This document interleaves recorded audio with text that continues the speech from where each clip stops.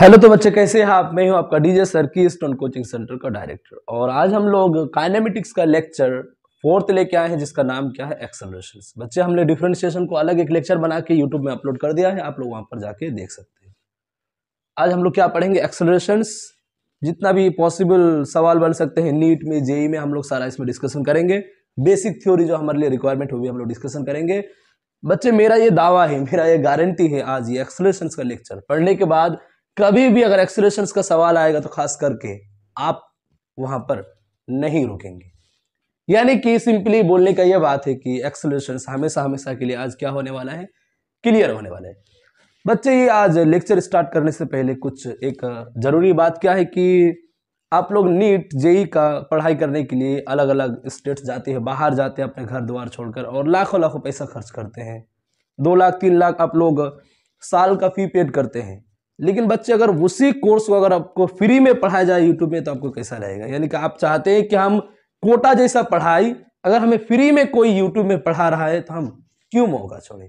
इसीलिए आप कुछ नहीं करना है, आपको कुछ करना ही नहीं है, ना तो फीस पेड करना है, ना तो कुछ 1 रुपया भी नहीं देना है। बस आप अपने मोबाइल में जो सब्सक्राइब का बटन है बस आप उसे दबा दीजिए, वही हमारे लिए काफी है। आपको सारा कोर्स फ्री में मिल जाएगा। कीस्टोन कैरियर इंस्टीट्यूट नाम से हमारा एजुकेशन चैनल है, आप वहां पर विजिट कीजिए और अपना सारा डाउट कंसेप्ट्स क्लियर कीजिए। तो आइए बच्चा से हम लोग स्टार्ट करते हैं काइनेमेटिक्स में एक्सेलरेशन।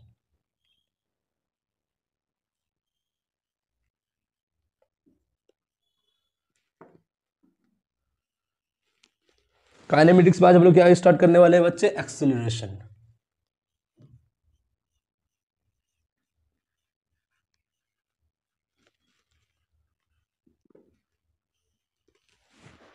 तो बच्चे ये एक्सेलरेशन से पहला बात तो होते क्या है, एक्सेलरेशन हम लोग किसे कहते हैं, तो हम लोग सिंपली यहां लिख सकते हैं कि change in velocity with respect to time. हाँ मैंने लिख दिया है, मैंने क्या लिखा है कि change in velocity with respect to time, यानी कि टाइम के रिस्पेक्ट में, टाइम के हिसाब में वेलोसिटी में बदलाव आना, उसे ही हम लोग क्या बोलते हैं, एक्सेलरेशंस बोलते हैं। जैसे मान लीजिए अभी किसी पार्टिकल का वेलोसिटी है एट ए टाइम, मान लीजिए यहां पर मेरा वेलोसिटी है चलने का 2 मीटर पर सेकेंड, ओके अभी 2 मीटर पर सेकेंड है, और मान लीजिए कुछ देर बाद मेरा वेलोसिटी बढ़ के 5 मीटर पर सेकेंड हो गया। यानी कि टाइम के रिस्पेक्ट में मेरा वेलोसिटी में चेंज आया, पहले वेलोसिटी कम था बाद में ज्यादा हो गया। तो टाइम के रिस्पेक्ट में वेलोसिटी में चेंज आना, इसी को हम लोग क्या बोलते हैं, एक्सेलरेशंस बोलते हैं। यानी कि आपको सिंपली याद रखना है sir, change in velocity with respect to time, यानी कि वेलोसिटी में चेंज होना, अदला बदला होना, कम ज्यादा होना टाइम के रिस्पेक्ट में, उसी को हम लोग क्या बोलते हैं, एक्सेलरेशंस बोलते हैं। आइए आगे जानते हैं एक्सेलरेशन के बारे में। और एक्सेलरेशन क्या है, हमारे पास एक वेक्टर क्वांटिटी है, एक वेक्टर क्वांटिटी। बच्चे अब तो आप सबको पता हो गया होगा कि वेक्टर क्वांटिटी हम लोग किसे बोलते हैं, वेक्टर क्वांटिटी। बच्चे फिजिक्स में हम लोग वेक्टर क्वांटिटी उन क्वांटिटीज को कहते हैं जिन्हें डिफाइन करने के लिए, यानी कि जिन्हें बताने के लिए डायरेक्शंस का रिक्वायरमेंट जरूरी है। यानी कि आप किसी भी पार्टिकल्स का एक्सेलरेशन तब तक डिफाइन नहीं कर सकते हैं जब तक उस पार्टिकल्स का आपको डायरेक्शन नहीं मिल जाए। जैसे मैंने कहा कि एक बर्ड्स 5 मीटर पर सेकेंड स्क्वायर के एक्सेलरेशन से जा रहा है, यानी कि बर्ड्स का एक्सेलरेशन 5 मीटर पर सेकेंड स्क्वायर है। अब ये सवाल उस टाइम हमें ये पूछना है कि सर वो डायरेक्शन किस तरफ है, यानी कि बर्ड्स किस डायरेक्शन में फ्लाई कर रहे हैं, ईस्ट वेस्ट नॉर्थ साउथ। यानी कि एक्सेलरेशंस को हम लोग तभी डिफाइन कर पाएंगे जब हमारे पास डायरेक्शन अवेलेबल होगा। यानी कि सिंपल ये कहने का बात है कि सर एक्सेलरेशंस एक वेक्टर क्वांटिटी है, क्योंकि एक्सेलरेशंस को हम लोग बिना डायरेक्शन के डिफाइन कर ही नहीं पाएंगे। नेक्स्ट,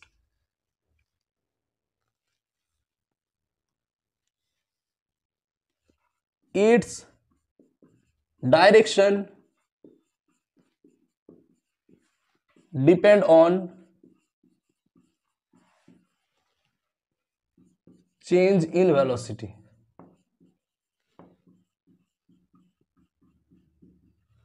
यानी कि ओवरऑल वेलोसिटी में जो चेंज का डायरेक्शन आएगा, यानी कि नेट वेलोसिटी ऑल ओवर जिस डायरेक्शन में आएगा हमारा एक्सेलरेशन की डायरेक्शन वही होगा। यानी कि सिंपल ये बात कह सकते हैं कि मान लीजिए कोई बर्ड्स पहले ईस्ट में गया, फिर नॉर्थ में गया और फाइनली मान लीजिए कि साउथ में गया, यानी कि ऑल ओवर मोशन के दौरान, ऑल ओवर मोशन के ड्यूरेशन में जो ऑल ओवर वेलोसिटी का चेंज जिस डायरेक्शन में आएगा, यानी कि सिंपल ये बात कहे कि नेट वेलोसिटी का डायरेक्शन जिस डायरेक्शन में होगा उस डायरेक्शन में हमारा एक्सेलरेशन भी होगा। मैंने यहां पर यह नहीं कहा कि वेलोसिटी के डायरेक्शन में एक्सेलरेशन होगा, नहीं, दिस इज रॉन्ग। हां बच्चे ध्यान दे, मैंने ये कतई नहीं कहा कि सर जिधर वेलोसिटी होगा उधर ही एक्सेलरेशन होगा, ये जरूरी नहीं है। मैंने क्या कहा, चेंज इन वेलोसिटी जिधर होगा, यानी कि net velocity all over velocity का डायरेक्शन जो होगा वही हमारा एक्सेलरेशन का डायरेक्शन होगा। आगे जानते हैं एक्सेलरेशन के बारे में, और इनका डायमेंशन क्या होता है, m0 l1 t -2। अभी m क्या है हमारे पास, मास, l लेंथ और t क्या है, टाइम। अब ये भी आपको समझ में आ जाएगा कि सर ये m0 l1 t -2 आपने कहां से लिखा, आगे आपको बताया जाएगा। दूसरा इसका यूनिट्स के बारे में बात कर लें तो यूनिट्स हमारे पास दो है, एक तो है एसआई यूनिट, दूसरा है सीजीएस यूनिट, जिनके बारे में हम लोग ज्यादा चर्चा करने वाले हैं। एसआई यूनिट में इसका क्या है, मीटर पर सेकेंड स्क्वायर, और सीजीएस में क्या है बच्चे, सेंटीमीटर पर सेकेंड स्क्वायर। अब डायमेंशन निकालना है तो आइए, कुछ नहीं करना है, यहां पर जो हमारे पास m है वो क्या है, लेंथ का ऐसा यूनिट है, यानी कि मीटर है। m है तो हम लोग क्या लगा देंगे m के लिए l, यानी कि मीटर के लिए क्या आएगा l, और पावर कितना है 1, तो आप 1 लगा दीजिए,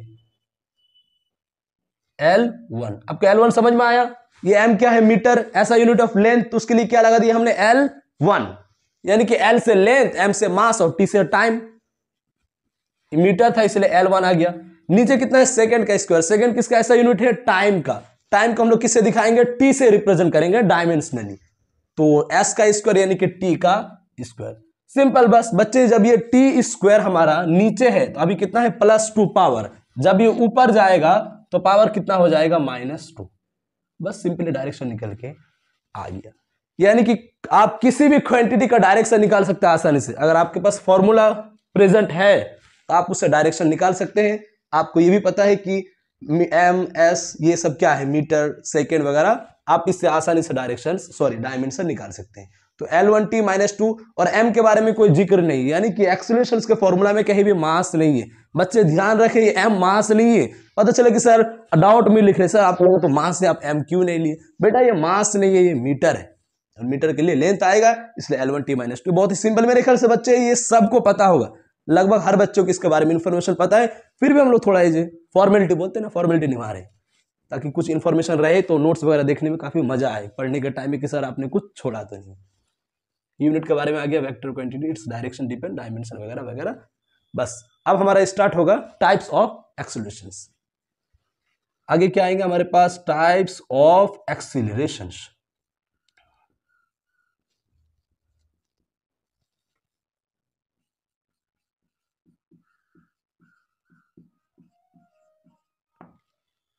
यानी कि एक्सीलरेशंस के अलग अलग टाइप्स के बारे में अब हम लोग क्या करने वाले, डिस्कशन करने वाले। बेसिक पॉइंट ही खत्म हो गया था। अब मान लीजिए कि पहला हमारे पास है यूनिफॉर्म एक्सेलरेशन। हाँ, यूनिफॉर्म एक्सेलरेशन हम लोग उस टाइप के एक्सेलरेशन को कहेंगे when both magnitude and direction of acceleration will be same. हाँ, तो ये डेफिनेशन से आप समझ गए होंगे कि यूनिफॉर्म एक्सेलरेशन हम लोग उस टाइप के एक्सेलरेशंस को बोलेंगे जिसमें एक्सेलरेशंस का मैग्नीट्यूड के साथ साथ एक्सेलरेशंस का डायरेक्शन भी सेम हो। आइए एग्जांपल से देखते हैं मैंने क्या लिखा है यहां पर। मान लीजिए कोई एक पार्टिकल है जो मोशन स्टार्ट करता है, कुछ दूरी चला 2 मीटर पर सेकेंड स्क्वायर के एक्सेलरेशन से, यानी कि स्टेटर्ड, मान लीजिए कि वो ईस्ट में जा रहा है, फिर आगे उसी डायरेक्शन में जा रहा है सेम एक्सेलरेशन के साथ, लगातार उसी डायरेक्शन में सेम एक्सेलरेशन के साथ जा रहा है।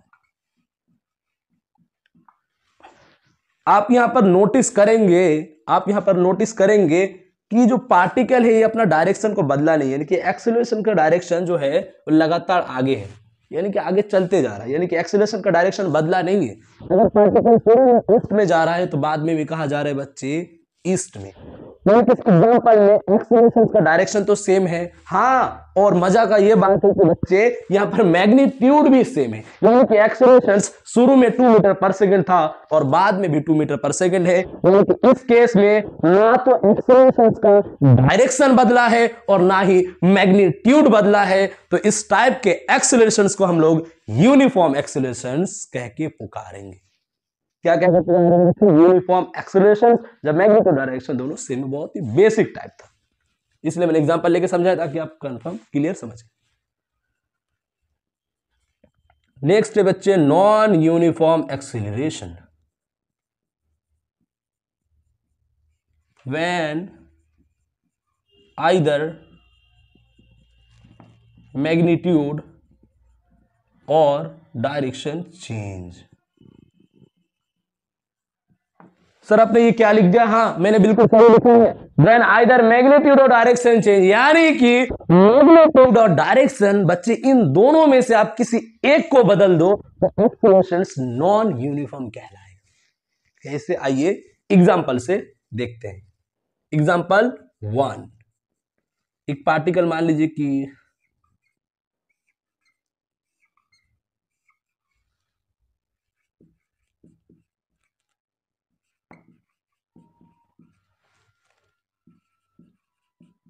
हाँ, कोई एक हमारे पास पार्टिकल है जो इस डायरेक्शन में, यानी कि सेम डायरेक्शन में लगातार एक्सेलरेशन मोशन कर रहा है। इस केस में आप क्या देख सकते हैं, हमारे पास डायरेक्शन क्या है? सेम। क्या पार्टिकल ने अपना डायरेक्शन बदला? नहीं बदला, डायरेक्शन क्या है? सेम, यानी कि इनिशियली शुरू जिस डायरेक्शन में शुरुआत था फाइनली भी उसी डायरेक्शन में चल रहा है। लेकिन आप यहां पर देख सकते हैं कि एक्सीलरेशन का मैग्नीट्यूड चेंज हो गया है, पहले था 2, फिर 5, फिर 9, यानी कि एक्सीलरेशन का मैग्नीट्यूड सेम नहीं रहा, मैग्नीट्यूड चेंज। और मैंने कहा था, हाँ मैंने कहा था, मैंने क्या कहा था, दोनों में से अगर कोई एक भी चेंज हो जाए तो एक्सीलरेशन नॉन यूनिफॉर्म कहलाएगा, यानी कि मेरा डेफिनेशन बिल्कुल सही। एग्जाम्पल सेकंड देखते हैं।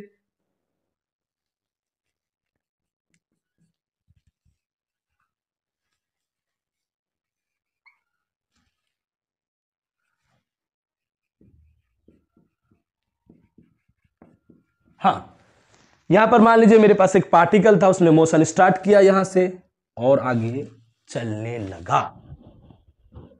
यहां पर आप क्या देख सकते हैं कि पार्टिकल का एक्सेलरेशन सेम है। हाँ, एक्सेलरेशन सेम है, यहां भी 2 और यहां भी 2, लेकिन क्या आपको कुछ बदलाव नजर आया?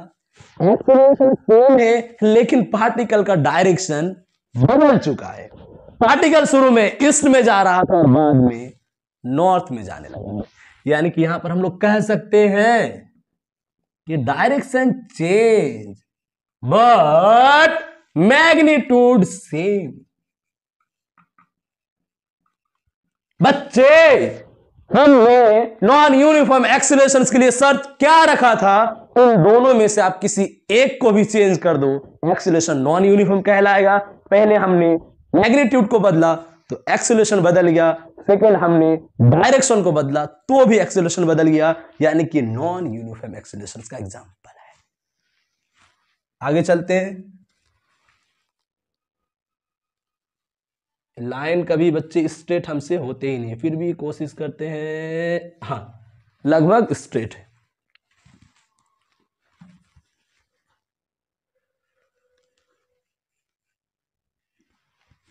अब तीसरा हमारे पास क्या है बच्चे? Average acceleration. Average acceleration, average acceleration. हाँ, एक्सीलरेशन, एवरेज एक्सीलरेशन हमारे पास क्या होता है? टोटल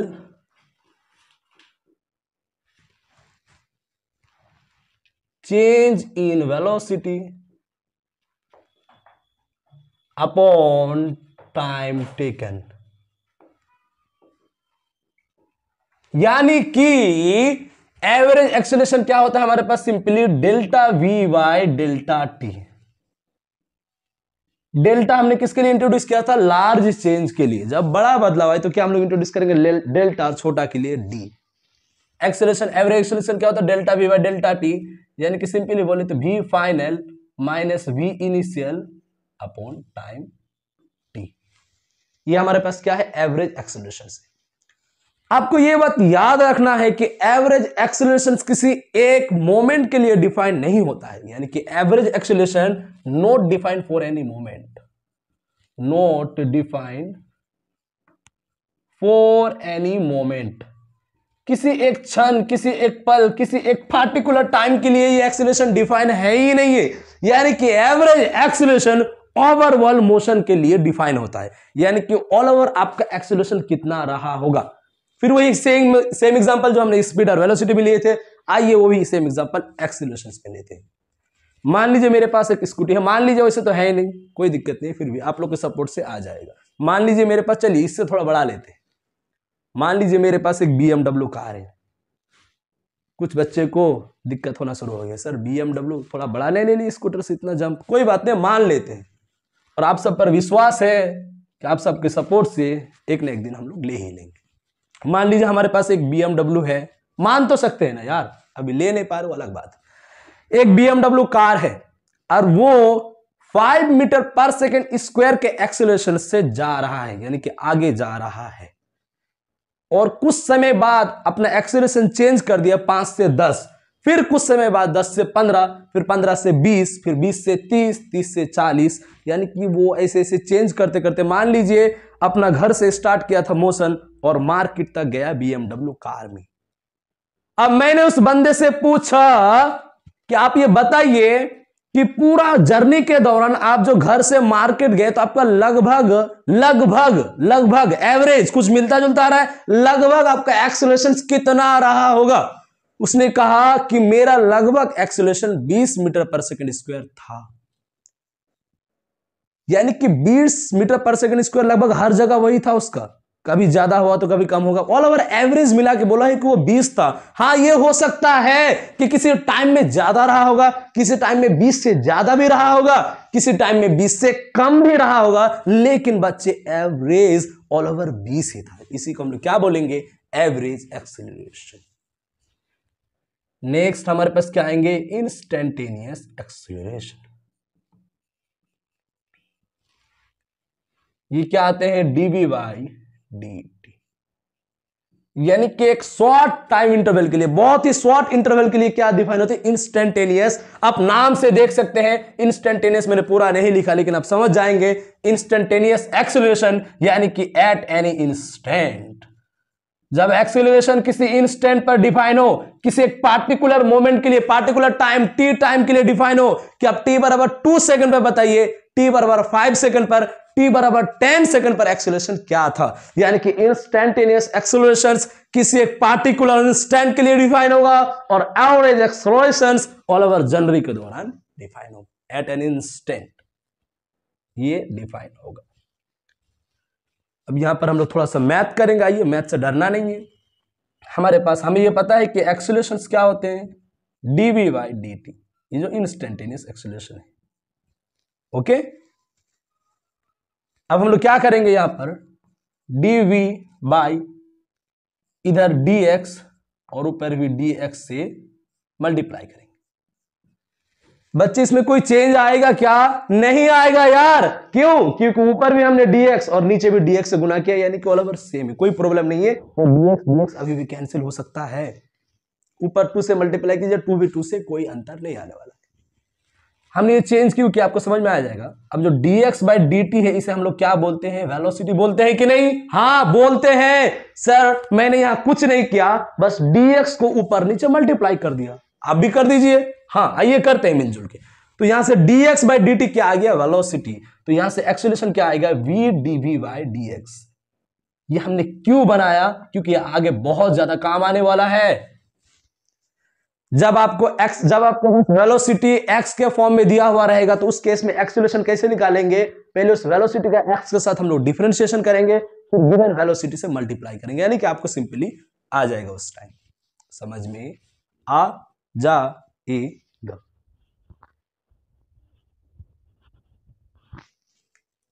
नेक्स्ट,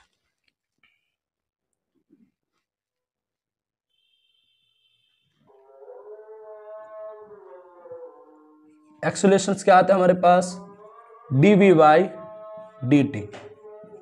अब हम लोग यहां से हमारे पास जो dv है, dv को हम लोग क्या लिखते हैं, dx बाई dt। तो यहां से इसको पुट कीजिए तो हम लोग क्या लिखेंगे, d into D x upon D T into T, यानी कि सिंपल क्या आ जाएगा, D square x upon D T square. ये हमारे पास क्या आ जाएगा, एक्सेलरेशंस बन के तैयार हो जाएगा। तो बच्चा आप इसे नोट डाउन कीजिए, फिर हम लोग आगे चलते हैं एक्सेलरेशंस पे। तो बच्चे एक्सेलरेशंस में और कुछ थियोरेटिकल पॉइंट्स बाकी है, उसके बाद फिर हम लोग न्यूमेरिकल्स पे जंप कर खा उतरेंगे। तो आइए हम लोग एक्सेलरेशंस का कुछ हम लोग और पॉइंट डिस्कस करते हैं, जिनका नाम है गोल्डन की पॉइंट्स। गोल्डन की पॉइंट्स,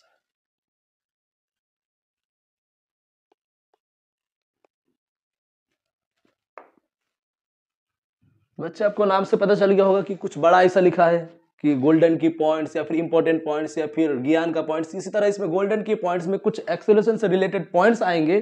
थियोरेटिकली आपको सिंपली वो मेमोराइज नहीं करना है, समझ लेना है कि हम क्या बोल रहे हैं। उसमें आपको सिंपली कॉन्सेप्ट याद रखना है कि क्या लॉजिक लगा है। तो गोल्डन की पॉइंट्स में पहला क्या है, एक्सेलरेशन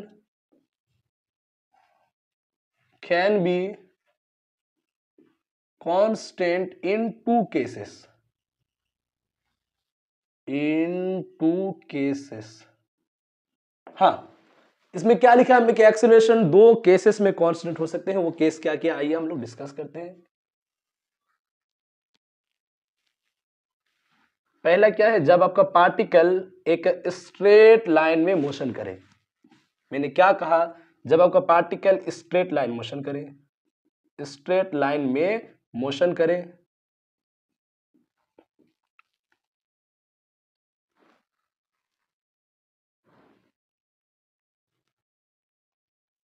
कांस्टेंट एक्सेलरेशन के साथ।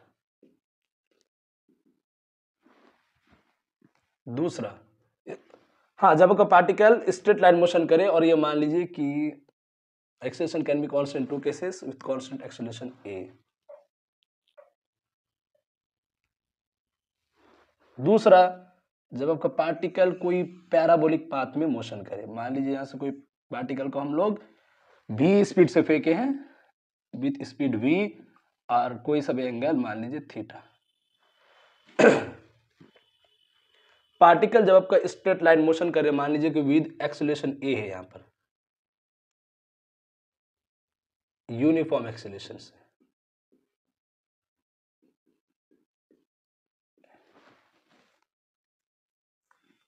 एक्सेलरेशन a है पार्टिकल का। और यहां पर क्या है कि हाँ, इस ये दो केस है हमारे पास, एक स्ट्रेट लाइन मोशन और दूसरा क्या है बच्चे, प्रोजेक्टाइल मोशन।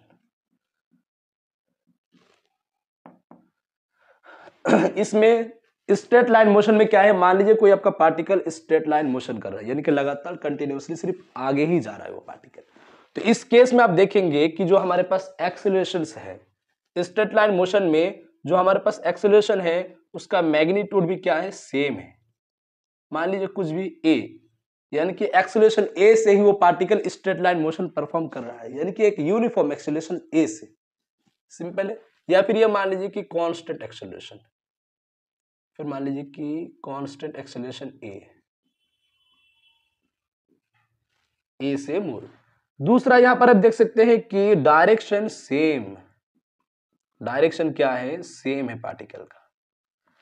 आप यहां पर डायग्राम में देख सकते हैं हमारे पास एक पार्टिकल है जिसने मोशन स्टार्ट किया है स्ट्रेट लाइन में सीधा चलना, यानी कि पार्टिकल स्ट्रेट लाइन में ही जाएगा एक फिक्स एक्सेलरेशन से, कांस्टेंट एक्सेलरेशन से a। तो उस केस में यानी कि यहां पर हमारा मैग्नीट्यूड भी क्या रहेगा, सेम स्ट्रेट लाइन में, और डायरेक्शन तो सेम है ही। इस केस में एक्सेलरेशन क्या रहेगा, कांस्टेंट रहेगा। दूसरा हमारे पास क्या है, प्रोजेक्टाइल मोशन।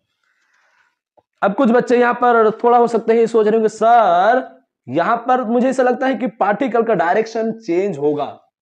शायद पार्टिकल एक बार ऊपर जाएगा, फिर कहां, फिर कहां, फिर कहां। कहीं सर ये नॉन यूनिफॉर्म तो नहीं है सर? क्या यहां पर कहीं एक्सीलरेशन बदलेगा तो नहीं? बच्चे आप गलत सोच रहे हैं। यहां पर देखिए इस केस में पार्टिकल का एक्सीलरेशन हमेशा कितना रहेगा? जी, बोलते हैं ना ग्रेविटी, वही पार्टिकल एक्सीलरेशन, ग्रेविटेशनल एक्सीलरेशन रहेगा हमेशा कितना रहेगा? जी। यानी कि पार्टिकल जब एक प्रोजेक्टाइल मोशन परफॉर्म करेगा तो प्रोजेक्टाइल मोशन परफॉर्म करने के दौरान पार्टिकल के हर पॉइंट में एक्सीलरेशन जी लगेगा डाउनवर्ड नीचे की तरफ, हर केस में, हर टाइम। ये भी जी। पार्टिकल जहां पर भी हो हमें उससे कोई मतलब है ही नहीं। यानी कि पार्टिकल आपका चाहे यहां हो, चाहे यहां हो, चाहे यहां, पार्टिकल कहीं भी हो, हर पॉइंट में पार्टिकल पर एक्सीलरेशन क्या लगेगा? जी। और कहां लगेगा? डाउनवर्ड। मुझे सर इतना ज्यादा क्यों चिल्लाए? आप तो सीधा होकर नॉर्मली भी बोल सकते थे। कोई बात नहीं बच्चे, कभी कभी जोश आ जाता है समझाने का। तो पार्टिकल का यहां पर एक्सीलरेशन क्या रहेगा? जी। और कहां रहेगा? डाउनवर्ड। यानी कि यहां पर प्रोजेक्टाइल मोशन में हम लोग क्या देख सकते हैं सर कि एक्सीलरेशन का मैग्नीट्यूड कितना है? जी। और वो कितना है? सेम है। दूसरा, इसका डायरेक्शन क्या है? डाउनवर्ड। यानी कि आप प्रोजेक्टाइल मोशन में देख सकते हैं हमारे पास एक्सीलरेशन हर पॉइंट में जी है। पार्टिकल चाहे कहीं भी पहुंच जाए उससे कोई मतलब ना था, ना है और ना आगे रहेगा। यानी कि पार्टिकल पर हर पॉइंट पर, हर पॉइंट पर, हर पॉइंट पर, हर पॉइंट पर एक्सीलरेशन जी लगेगा। जी जी जी। यानी कि मैग्नीट्यूड सेम है और डायरेक्शन भी हमेशा डाउनवर्ड रहेगा। यानी कि मैग्नीट्यूड तो सेम था और साथ में डायरेक्शन भी सेम हो गया, हमेशा डाउनवर्ड लगेगा, इसीलिए एक्सीलरेशन कांस्टेंट रहेगा। सेकेंड पॉइंट क्या है? when particle start from rest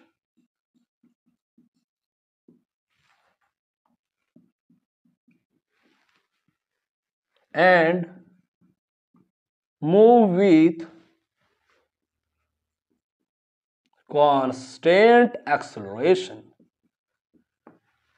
यहां पर मैंने क्या लिखा है? थोड़ा टेढ़ा हो गया, वो मुझे भी दिख रहा है बच्चे, कोई बात नहीं, फिर से लिख लेते हैं। Start from rest and move. Okay, इस स्केल तो नहीं है बच्चे, क्या करें? Start from rest and move with हाँ, यहां मैंने क्या लिखा है कि when particle start from rest and move with constant acceleration। यानी कि जब आपका पार्टिकल मोशन स्टार्ट करे रेस्ट से, रेस्ट का मतलब क्या है? Initial speed 0। हाँ, इसी को रेस्ट बोलते हैं। रेस्ट किसको बोलेंगे? जब इनिशियल, शुरुआत का स्पीड कितना है बच्चे? 0 है। यानी कि पार्टिकल मोशन कहां से स्टार्ट किया है? रेस्ट से। और ये क्या बोला गया है? तो मोशन स्टार्ट कैसे क्या है? कांस्टेंट एक्सीलरेशन से। कांस्टेंट एक्सीलरेशन मान लीजिए कि ए, यानी कि इस केस में पार्टिकल एक स्ट्रेट, पार्टिकल ये क्या बोला गया? अपना मोशन कहां से शुरू करे? रेस्ट से, और कांस्टेंट एक्सीलरेशन से जाए तो उस केस में जो पाथ होगा ऑलवेज स्ट्रेट लाइन होगा। Path always straight line. बच्चे हम लोग फिजिक्स को ऐसे ही मजेदार तरीके से पढ़ेंगे ताकि आप कभी बोर हो ही ना। ऐसे तो जनरली बच्चे बायोलॉजी का जो इंटरेस्टिंग टाइप से पढ़ते हैं, हम लोग बायोलॉजी भी पढ़ेंगे, लेकिन हम लोग फिजिक्स को भी जो फील करके बायो की तरह पढ़ेंगे ताकि आप बोर ना हो कि सर मस्ती मजाक में पता नहीं कब पूरा लेक्चर निकल गया। हाँ, तो मैंने क्या कहा कि बच्चे जब पार्टिकल रेस्ट से शुरू हो, इनिशियल स्पीड 0 और कांस्टेंट एक्सीलरेशन से जाते रहे, यानी कि कांस्टेंट एक्सीलरेशन का मतलब कहीं ना कहीं ना तो एक्सीलरेशन का मैग्नीट्यूड बदले और ना ही डायरेक्शन बदले, तो बच्चे obvious path always straight line आएगा। पाथ हमेशा क्या आएगा? स्ट्रेट लाइन आएगा। स्ट्रेट लाइन क्यों आएगा? क्योंकि पार्टिकल ना तो अपना डायरेक्शन बदलेगा और ना ही अपना एक्सीलरेशन बदलेगा। यानी कि जब डायरेक्शन भी सेम रहे और एक्सीलरेशन भी सेम रहे तो भाई ऑब्वियस सीधा ही चलेगा ना। अगर सीधा चलना है, अगर पाथ स्ट्रेट लाइन लाना है तो सर दो है, या तो मैग्नीट्यूड बदल दो या तो डायरेक्शन बदल दो, लेकिन यहां दोनों सेम कहा गया है। यहां पहले ही बोल दिया गया है, आपको ये पहले इन्फॉर्म किया गया है एक्सीलरेशन कांस्टेंट है, यानी कि डायरेक्शन सेम है और मैग्नीट्यूड भी सेम है, इसलिए पाथ बोलने का जरूरत है ही नहीं, स्ट्रेट लाइन ही आएगा। हाँ, अगला नेक्स्ट पॉइंट क्या है? If particle velocity is 0 then acceleration must be non-zero, या फिर लिख देंगे कि एक्सीलरेशन ओके चलेगा, मस्ट बी नॉन जीरो। हाँ sorry, if particle velocity is 0, sorry यहां क्या करना है, नॉन जीरो करना है। If particle velocity is non zero, if particle velocity is non, फिर से बच्चे छोटा हो गया, क्या करें, एक काम करते दोबारा लिख लेते हैं। इफ पार्टिकल, क्या आप देख पा रहे, ध्यान से देखिए, if particle velocity is non zero, is non zero. हाँ, यानी कि अगर पार्टिकल का वेलोसिटी नॉन जीरो है, नॉन जीरो का मतलब क्या है, overall change in velocity zero नहीं है, यानी कि इनिशियल और फाइनल वेलोसिटी अलग अलग है। अगर पार्टिकल का वेलोसिटी जीरो नहीं है यानी कि पार्टिकल अपना वेलोसिटी को बदल रहा है लगातार, पार्टिकल का अगर वेलोसिटी जीरो नहीं है, नॉन जीरो, तो एक्सीलरेशन कभी भी जीरो आ ही नहीं सकता है, यानी कि इस केस में acceleration must be non zero, must be non zero. हाँ, ये मैंने सही लिखा है। मैंने क्या कहा है बच्चे, फिर से आप ध्यान से सुने, मैंने कहा कि अगर वेलोसिटी जीरो नहीं है, यानी कि वेलोसिटी कुछ ना कुछ है, यानी कि simply change in velocity not equal to zero, velocity का चेंज जीरो नहीं आया है क्योंकि वेलोसिटी नॉन जीरो है, और वेलोसिटी का चेंज जीरो नहीं आएगा तो एक्सीलरेशन भी जीरो नहीं आएगा।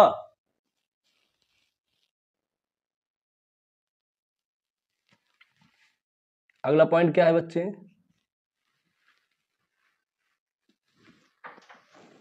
4, if particle move in a straight line with uniform speed, यहां पर क्या लिखा है कि अगर पार्टिकल एक स्ट्रेट लाइन में चले, लेकिन शर्त क्या है, उसका स्पीड यूनिफॉर्म रहे, यानी कि स्पीड कांस्टेंट रहे। हाँ, पार्टिकल स्टार्ट क्या है अपना मोशन, कहां चले, स्ट्रेट लाइन में, और इसका स्पीड भी क्या रहे, यूनिफॉर्म, यानी कि नो चेंज। बच्चे क्या आप ये बात नोटिस कर सकते हैं? नहीं, आपको करना ही पड़ेगा। क्या नोटिस करना है कि अगर पार्टिकल स्ट्रेट लाइन में जा रहा है तो डायरेक्शन तो बदलेगा नहीं, और स्पीड क्या है, यूनिफॉर्म है, यानी कि एक्सेलरेशन हमेशा जीरो आएगा। कैसे, फिर आपको समझा रहे हैं। स्पीड यूनिफॉर्म रहेगा तो इस केस में acceleration will be zero. Acceleration zero कैसे हुआ, क्योंकि यहां पर वेलोसिटी बदला ही नहीं। मैंने क्या कहा, एक्सेलरेशन जीरो आया यानी कि नो चेंज इन वेलोसिटी, यानी कि velocity note change, velocity note change. Velocity change क्यों नहीं हुआ, क्योंकि यहां मैग्नीट्यूड और डायरेक्शन दोनों क्या रह गया, सेम। बच्चे फिर से समझे मैंने क्या लिखा है कि अगर कोई पार्टिकल स्ट्रेट लाइन में चले यूनिफॉर्म स्पीड से, उस केस में एक्सेलरेशन हमेशा कितना आएगा, जीरो।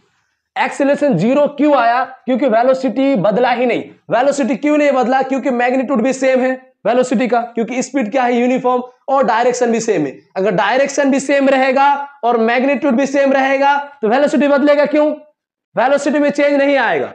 और अगर वेलोसिटी में कोई बदलाव आएगा ही नहीं तो एक्सेलरेशन कहां का भाई, यार मैंने एक्सीलरेशन स्टार्ट करने के टाइम आपको बताया था कि वेलोसिटी में चेंज इसी को एक्सीलरेशन कहते हैं, और यहां अगर वेलोसिटी चेंज हुआ ही नहीं तो एक्सीलरेशन कहां से आ जाएगा यार। यानी कि वेलोसिटी में चेंज होगा तभी तो एक्सीलरेशन आएगा, वेलोसिटी में चेंज नहीं होगा तो एक्सीलरेशन नहीं आएगा। यहां पर वेलोसिटी में चेंज क्यों नहीं आया था, क्योंकि मैग्नीट्यूड के साथ साथ डायरेक्शन भी सेम रहा था, इसीलिए वेलोसिटी में चेंज नहीं आया, इसीलिए एक्सीलरेशन 0।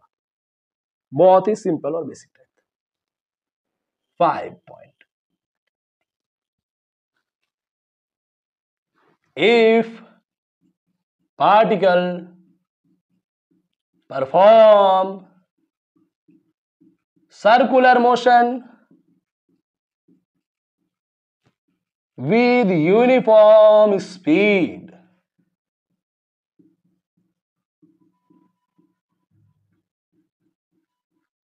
हाँ मैंने क्या लिखा है, particle perform circular motion with uniform speed, यानी कि एक पार्टिकल है, ये क्या है, ये पार्टिकल नहीं है बच्चे, ये तो वो जो सर्कुलर मोशन है ना वो गोला है।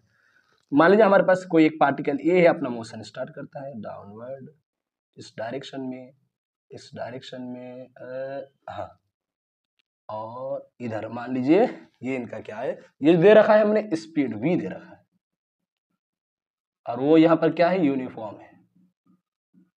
हाँ मैंने क्या कहा, कोई पार्टिकल सर्कुलर मोशन परफॉर्म कर रहा है और इसका स्पीड यूनिफॉर्म है।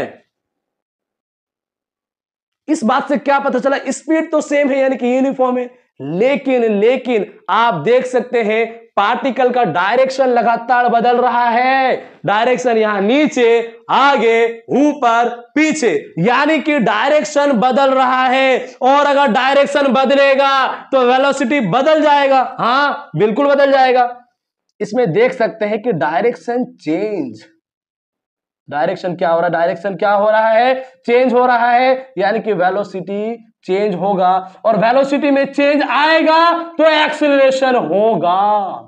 हाँ ये मैंने सही कहा है, यहां पर स्पीड यूनिफॉर्म रहने से कोई फर्क नहीं पड़ता। अब कुछ बच्चे रिलेट करेंगे, सर यहां भी तो स्पीड यूनिफॉर्म था और यहां भी स्पीड यूनिफॉर्म, फिर ऊपर में एक्सीलरेशन 0 और फिर नीचे में नॉन 0, ऐसा क्यों है, ऐसा कैसे है? क्या आपके मन में अभी भी ये डाउट आ रहा है कि सर ऊपर एक्सीलरेशन 0 क्यों आया था? बच्चे एक्सीलरेशन 0 इसीलिए आया था क्योंकि ऊपर डायरेक्शन बदला नहीं था, और नीचे इसीलिए 0 नहीं आया है क्योंकि डायरेक्शन बदल गया है। और अगर डायरेक्शन बदलेगा मेरे लल्ला तो वेलोसिटी तो चेंज होगा ही, और अगर वेलोसिटी में चेंज आएगा तो एक्सीलरेशन आएगा। अब लल्ला सुनकर गुस्सा मत होइए, मैंने प्यार से कहा है आपको, और गुस्सा में भी गुस्सा कर भी लिए तो कुछ कर भी नहीं सकते क्योंकि ऑनलाइन पढ़ा रहे, कोई प्रॉब्लम नहीं, जो बोलना है आप बोल दीजिए। लेकिन हाँ ये बात तो सच है कि आप सबसे हम लोग अनलिमिटेड प्यार करते हैं और हमेशा करते रहेंगे, क्योंकि आप सबके सपोर्ट से हम लोग इतना दूर तक पहुंचे और आप सबके सपोर्ट से हम लोग आगे जाएंगे। तो मैंने यहाँ क्या कहा है बच्चे, ध्यान से सुने कि अगर पार्टिकल का यहाँ पर डायरेक्शन बदल रहा है, पार्टिकल का डायरेक्शन चेंज होगा तो वेलोसिटी चेंज बदल जाएगा, और वेलोसिटी बदलेगा तो एक्सीलरेशन आएगा, यानी कि एक्सीलरेशन नॉन जीरो। 6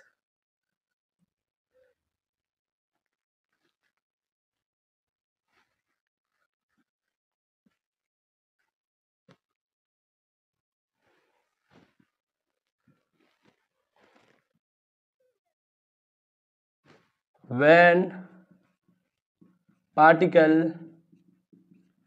oppose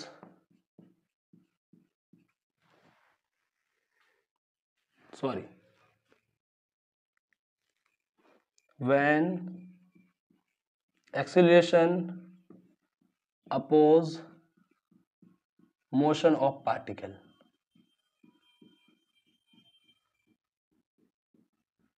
यानी कि अब एक ऐसा एक्सीलरेशन है जो हमारे पार्टिकल का मोशन का अपोज कर रहा है। पार्टिकल जाने मांग रहा है कि सर हम आगे जाएंगे, लेकिन एक्सीलरेशन बोल रहा है कि नहीं हम तो पीछे लेके जाएंगे। यानी कि बच्चे ये एक्सीलरेशन जो है पार्टिकल का मोशन का अपोज कर रहा है, तो इसी एक्सीलरेशन को हम लोग क्या बोलते हैं बच्चे, रिटार्डेशन बोलते हैं।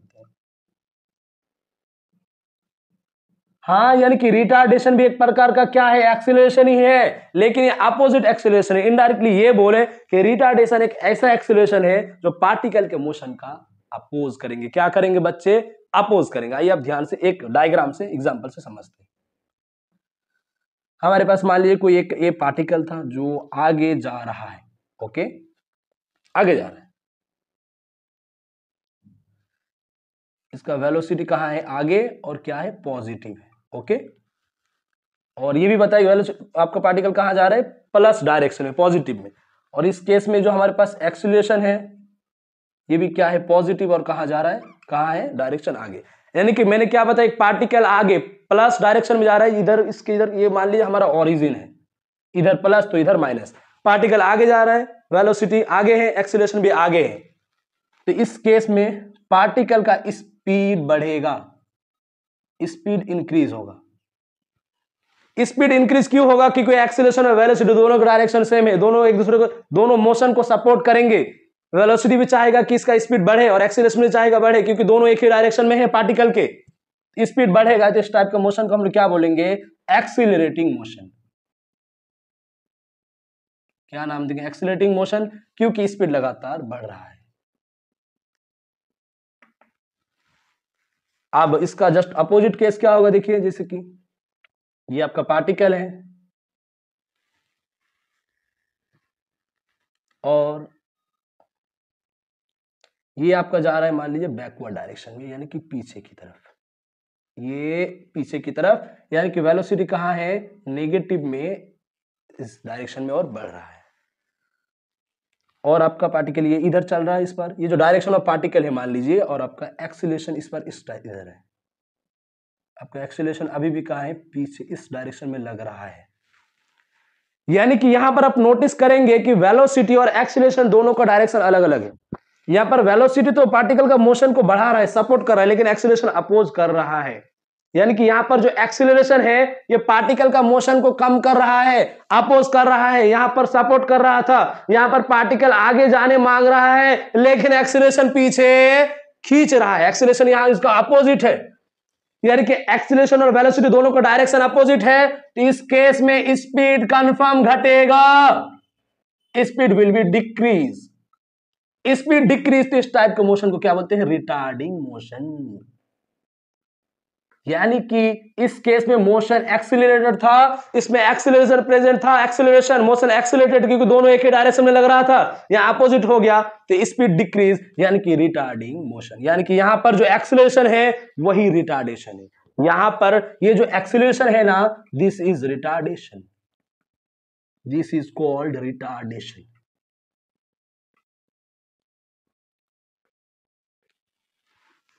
तो बच्चा आप यहां से नोट डाउन कीजिए और सुनिए, ध्यान रखिए। इसके बाद फिर हम लोग अब न्यूमेरिकल्स पार्ट आ रहे, क्वेश्चंस बहुत सारे मजेदार सवाल करेंगे। आईआईटी तो नहीं, आईआईटी हाँ, आईआईटी नीट जेई इन तीनों पैटर्न पर सवाल करेंगे, लेकिन मैक्सिमम हमारा किस पैटर्न में रहेगा, नीट, क्योंकि ये हमारा मोटिव है। नीट पर बेस्ड हम लोग सवाल करेंगे, उसके बाद जेई और आईआईटी से रिलेटेड भी थोड़ा बहुत कंसेप्ट आ जाएगा, यानी कि नीट पर हमें ज्यादा फोकस करना है। तो आप इसे नोट डाउन कर लीजिए, फिर हम लोग सवाल की तरफ चलते हैं।